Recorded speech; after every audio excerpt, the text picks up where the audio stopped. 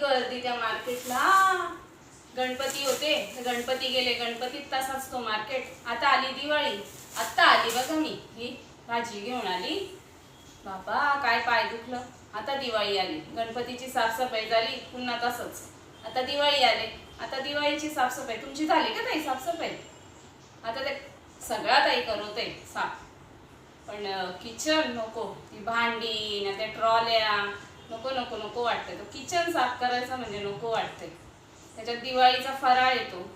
सामान भरलं का? आम्ही काहीच भरला नाही अजून. साफसफाईच नाही तर काय. पोरांची परीक्षा चालू आहे, काय सांगता. तो एक आहेच कुटाणा. अरे उठ रे बाबा, बस रे बाबा, कर ग अभ्यास, नुसतं तेच चालू असते. म्हणजे पोरं काय ऐकतात. उद्या सुट्टी आहे, आज नाही करत, आज चुकते उद्या करेल. म्हणजे त्यांचा दिवस असाच जातो. नाही आपल्याला साफसफाई करवत तर नाही काय. आता ही भाज्या आणाव्या तरी काय ना खाव्या काय. भाज्या किती महाग झाल्यात. हा, काही समजत नाही ना, काय करायचं.